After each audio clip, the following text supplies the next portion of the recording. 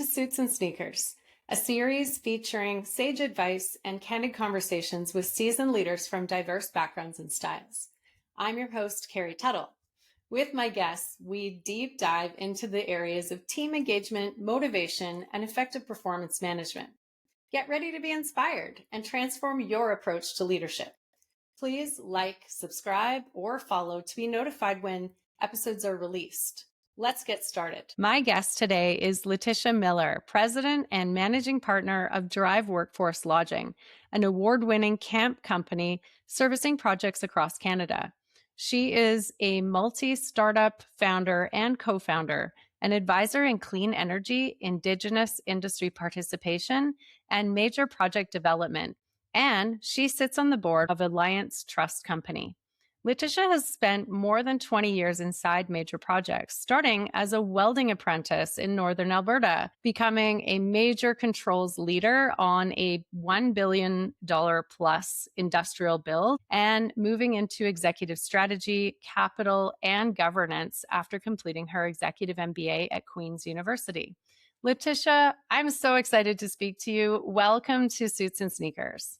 It's awesome to be here, Carrie. So thanks for making the time. This is great. Yeah, absolutely. And I want to hear a little bit more about your story. You know, in the bio, we were a bit brief, but what have you been doing sort of leading you up to where you are now? If you can give us a few of the kind of Cole's notes.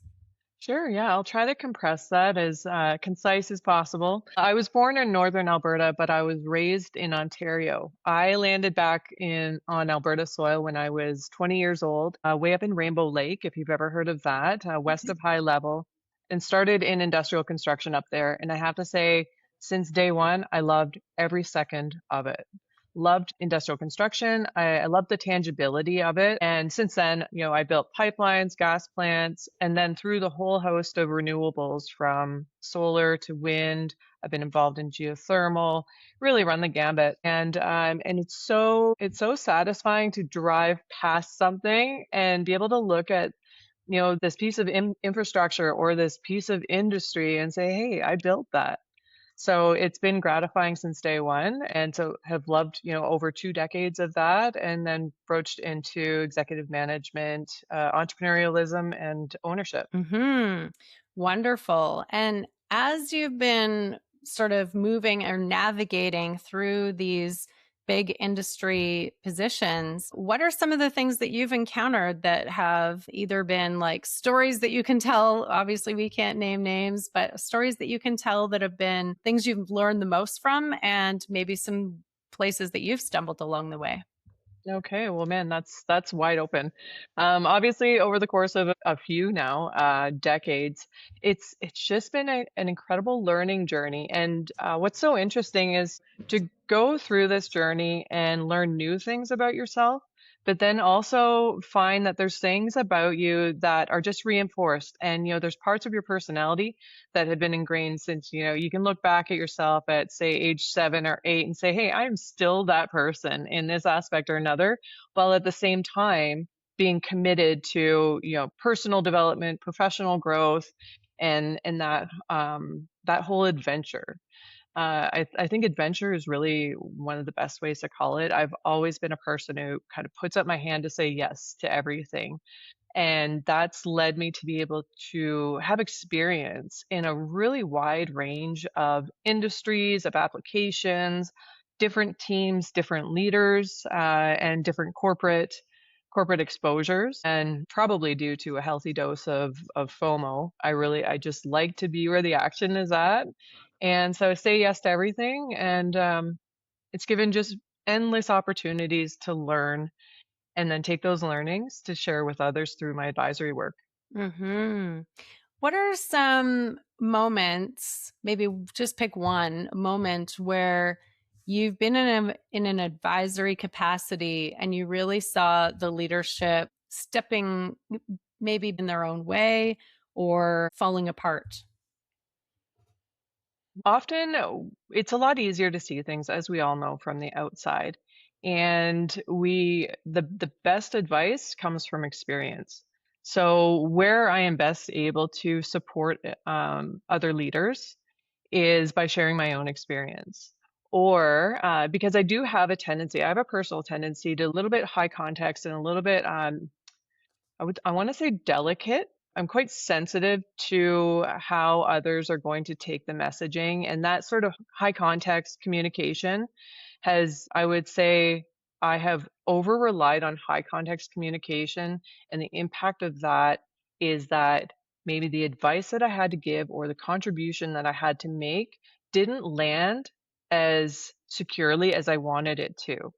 And so drawing on that experience, I'm able to take that to other leaders and founders that I'm working with. And I kind of have to get over myself. I have to get over my own personal tendency in order to deliver the message to them and deliver the experience that I shared in a way that at times is stop, don't do what you're about to do. I'm asking you not to make this move because from my experience, um, what's about to happen, you're exposing yourself to different risks, or there's some other perspectives that we need to have into this conversation before we move forward.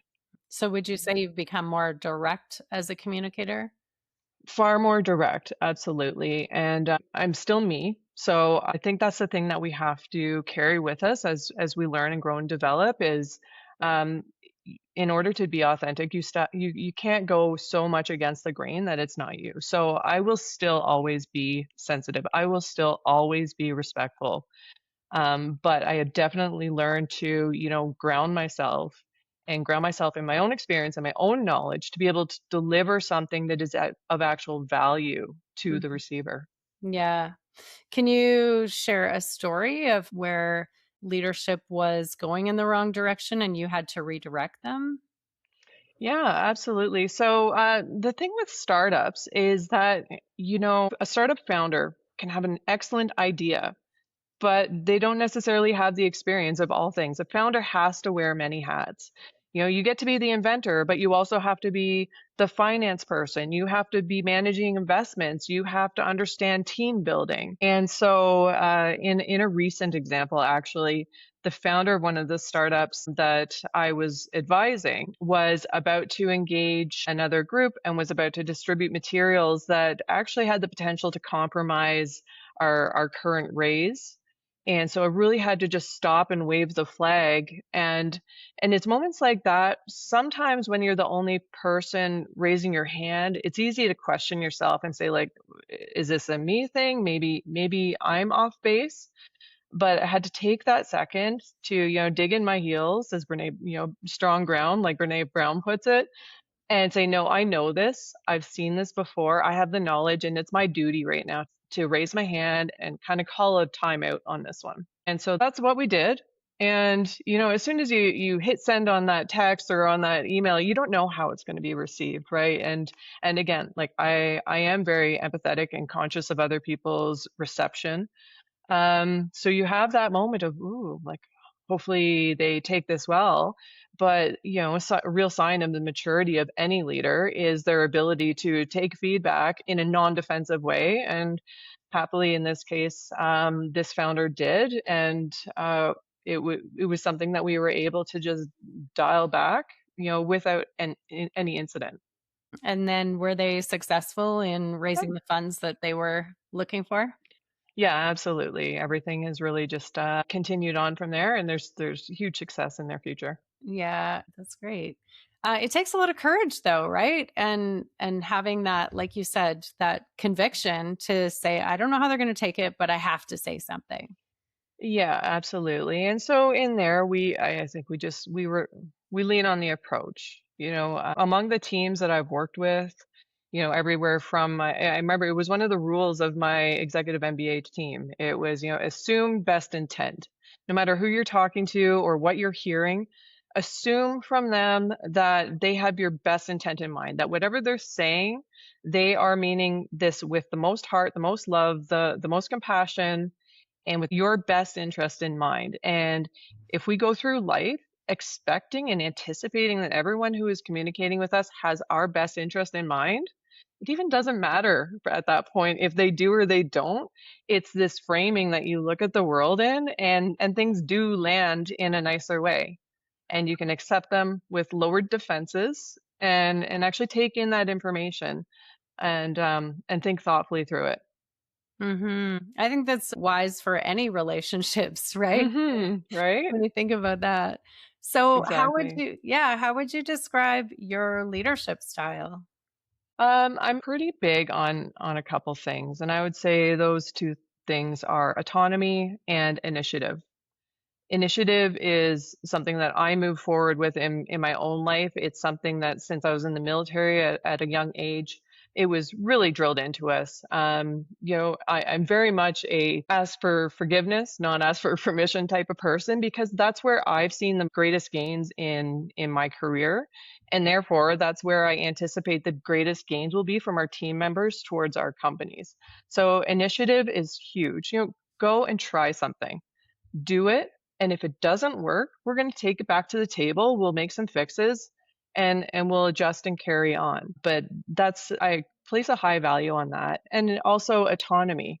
Now, the critical part with autonomy is, it does have that tendency to be overused.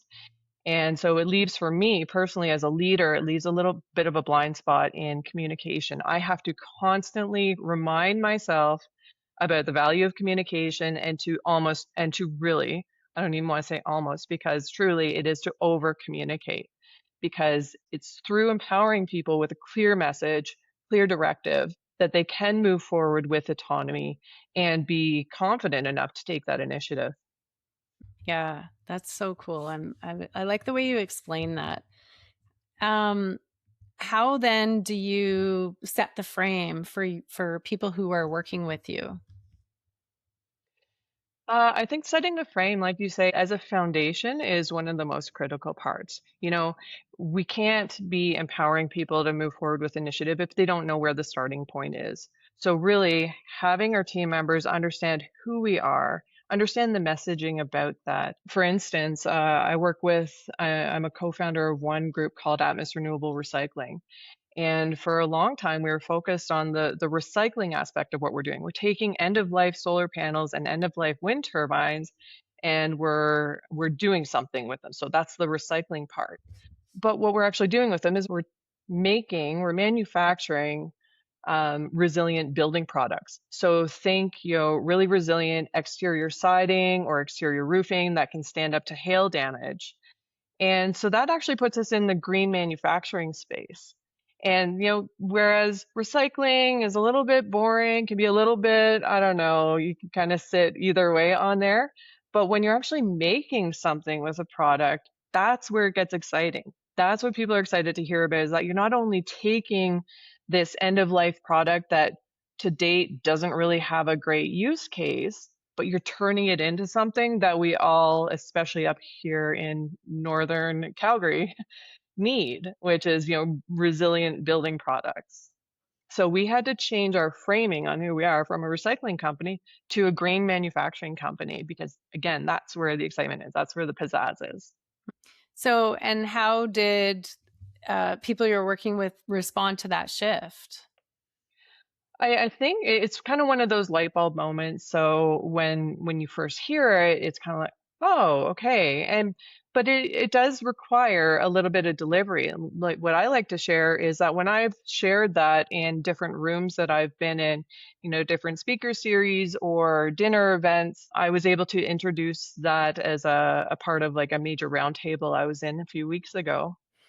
And watching people's eyes light up at the mention of what we are doing with the end of life renewable products, that's where you know you're on the money. Is Mhm. because everyone's, it's kind of ho hum until you kind of hit them with that punch. And if that's the response that we get, oh, you're manufacturing something good, something of value out of this, and to share that with the team, share that kind of eyes light up moment, that's where the light bulb also turns on for them. I can't help but go down the rabbit hole. How do you Totally. repurpose a wind turbine? Oh, yeah, it's super cool, and it's all thanks to. So this is the brainchild of Brendan Caputo, founder of Atmos, and it's brilliant. And what's super cool is to hear him talk about it because like this is where he spent his career. But think of this: we all know that giant wind turbine, those blades only last, say 15, 20. Some of the newer ones might last into the 25 years, but they do have a lifespan.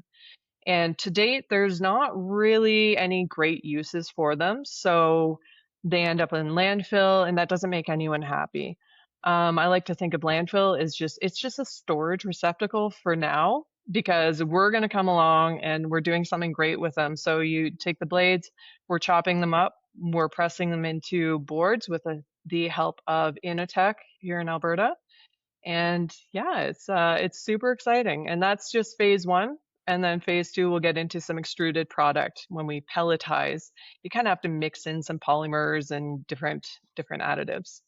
Very cool. I love It is. hearing It about is. the like it interests me all this technology. It's amazing. Yeah, it's Um super cool.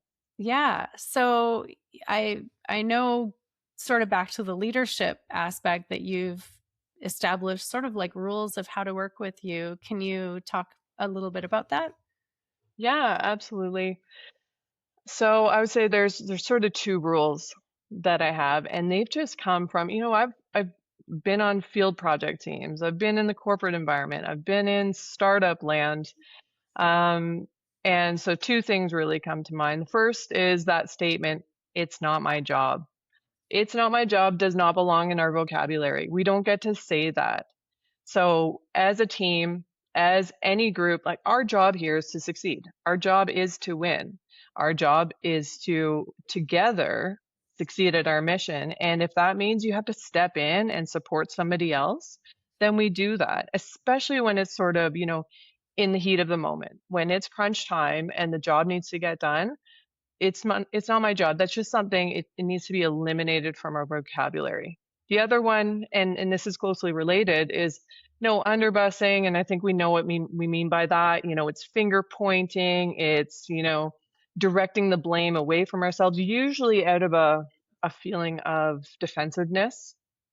So we need to create a space where mistakes are okay, where we're a team and we're helping each other and we're all in this together, such that we can remove even the instinct, even the desire to point fingers away.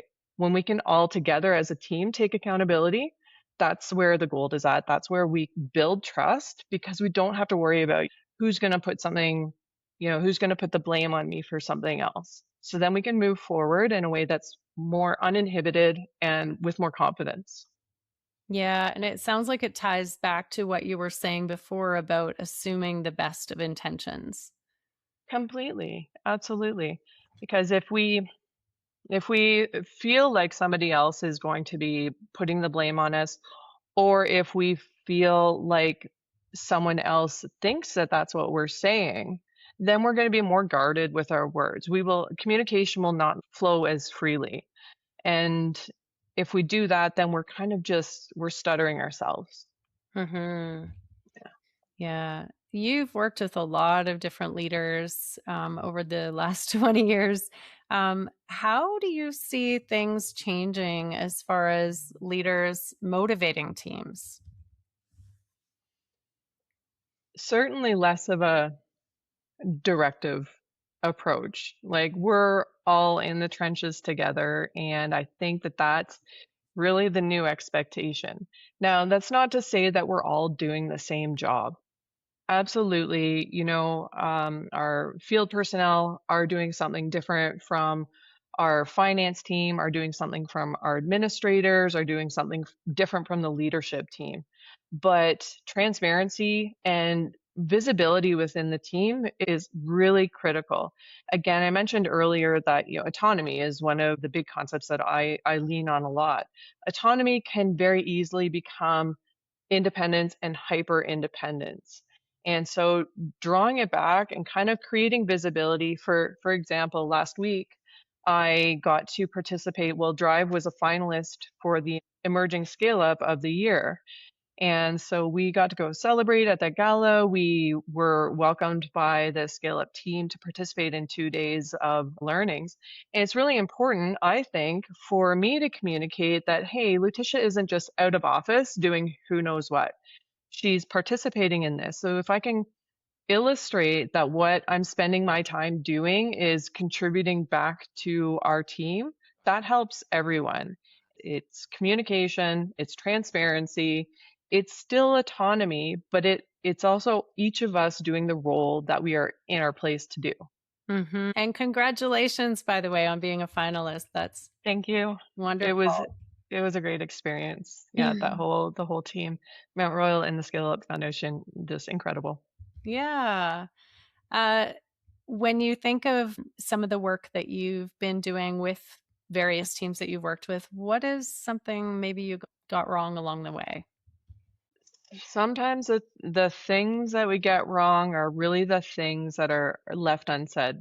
We could lean back to that high context communication that I was speaking of, and sometimes it's value left on the table from me not being as direct as possible. Other mistakes, other things that I've learned a lot from, and I mentioned this earlier, I have to constantly reinforce with myself to communicate, over communicate, and recognize that while might operate off of a high level of autonomy, not everyone does. And so I've had to learn, I've had to transition my leadership style to support some team members that need a little bit more of a hands-on approach, that need a little bit more guidance and almost shepherding through certain things, certain tasks, certain deliverables, and just be aware that just because it's not my style of operation, that there are huge benefits in the way that they're operating, and a tremendous learning opportunity for me to really dig in as a leader. Well, and a lot of times it kind of breaks down to helping them prioritize what do they need to focus on first, and they're often best of intentions, right? They're really just trying to make you Okay. happy, and so they just need the reassurance along the way sometimes. Oh, completely. And that's a lesson that goes both ways. Sometimes it's me prioritizing my time to do that because that's where the value is. Yeah. Mhm. Yeah, nice. What's one of your proudest accomplishments? Well, I've had the opportunity to participate in some major builds, major infrastructure, at project development stage, at project execution stage, across this country. Some of the greatest honors for me are the people that I've been able to work with. Some of the First Nations and Indigenous groups that I've had the real honor of serving in my advisory roles. That's incredible because really what you see is a direct line to economic empowerment. So the hours that you're putting in, the projects that you're supporting to move along, and recognizing the multi-generation economic impact that those projects are going to have. That's a true honor. And in addition, I kind of mentioned the fact that, I can drive throughout this province and say, hey, I participated in, like, I helped build that gas plant. I helped develop this transmission line or this water treatment plant. And those are the things that it's the infrastructure that we all rely on every day. So our work at Drive, one of the greatest things that we get to do is we get to provide really the basics of food, shelter, and community and service to the tradespeople who are building the industry behind Canada. So the tradespeople who stay in our camps at Drive, they're the true economic engine of our country. And so that's a huge honor for us to get to house them and to develop and create a community for them in a safe, clean environment. And I got to imagine that you're in mostly a male dominated industry. Is that fair to say? Yeah, yeah, certainly. Yeah. So, what Mhm. advice would you give to other women who are inspired to go into a similar path that you've gone? To be honest, I would say don't focus on it. Much of what I've accomplished in my career is by virtue of not knowing that it wasn't possible. So I did it. And I feel that if I spent too much of my energy focusing on the fact that I was a woman and they were men, it's just not a great use of my attention or my energy. And that's advice that I would share with others. We're all here to get the job done. Hmm. And really, at the end of the day, we all have different communication styles. We all have different operating styles, and that's regardless of gender. So how about we take that at face value for what it is, and we use that as the metrics by which we kind of work together as a team. Very cool perspective. Thank you. Where do you Yeah. find inspiration? Oh man. Well, I have some real heroes. I have some real heroes. My mom obviously is one. She is this like tiny, just golden woman, and she is delicate, but she is quietly stubborn. And she just goes on with a smile on her face and proceeds through life and does what she feels needs doing Uh-huh. in this dogged fashion that I just truly admire. Um, I'm a big admirer of Dagny Taggart. If you've read Atlas Shrugged by Ayn Rand, Dagny is just the pinnacle of I'm going to put my head down. I have a high demand of quality, and I'm going to get the work done. And so, sort of in terms of like say an archetype that I hold dear, that Mhm. would be her. Very cool. How do you reward yourself after a tough week or celebrate Ooh, after a tough week? oof. Well, chocolate for one. Not gonna lie.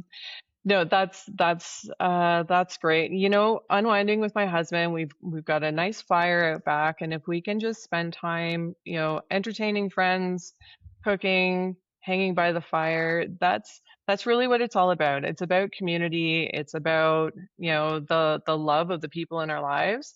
That's what brings it home. Oh, yeah. Yeah. I mean, Mhm. that's what, for most of us, that's the Right. meaning in what we do, right? Exactly. And it's kind of, in the Monday to Friday between 8 and 4, it's kind of easy to lose sight of that. But then you get home and you're like, this is where it's at. Like, so we're all fortunate in that way. Yeah. If you were to have an opportunity to give yourself advice, your younger version of Luticia, a bit of advice, what would you tell her? Mm. What would I tell Letitia? I'd say stay the track. You're all the things that you wanted to do, you get to do, you're doing them. So you're on the right track. I Mhm. really, I would say I kind of took the long way around in terms of, I didn't start my career with a degree, with a diploma. I took the long and the hard way around. I had to kind of bump my head against the glass ceiling a couple times before I, went and did the executive MBA at Queen's. But at the end of the day, I wouldn't change much. The sequence that I did my journey in worked for me, and it worked for me in a way that I got to apply my learnings to some of my experience, and I think it stuck and it just cleared more paths for me. So stay the course. That's great advice, especially when things get hard, right? And Yeah. we face setbacks. Oh, absolutely. Like in this entrepreneurial world, like it can be pretty tempting to look across the fence and be like, hey, that looks like a nice salaried package over there. But that goes away in a hot second because, what we do is inspiring and it's exciting and exhilarating and just the variety that we get to work in is it's soul feeding. And you've carved your own path. So Mhm. we wouldn't, you wouldn't necessarily have been able to do that in sort of a traditional salary type Yeah, path. Yeah. exactly. It'd be like, clipping the wings a little bit. Yeah, Yeah. for sure. Well, Letitia, thank you so much for everything that you've shared today. It's been wonderful talking to you. How can people get in touch with you? Well, first, thank you, Carrie, for sharing inspiring stories and sharing stories and the opportunity for us to learn from each other. It's entertaining and it's engaging. To find me, the best place to find me is on LinkedIn. I'm pretty active on there, and so I'm sure we can share my profile in the show notes. And I'd love for people to reach out if you have questions or if you want some perspective. I'm happy to just chat and learn what people are up to. Yeah, absolutely. We will definitely put your contact info in the show notes. And so thank you again for being here. And for the listeners, thank you for joining us today. Wherever you lead, lead with engagement. We're glad you joined us for Suits and Sneakers. If you want to be an expert guest, look for the link in the show notes. Don't forget to follow or subscribe to be notified of future episodes.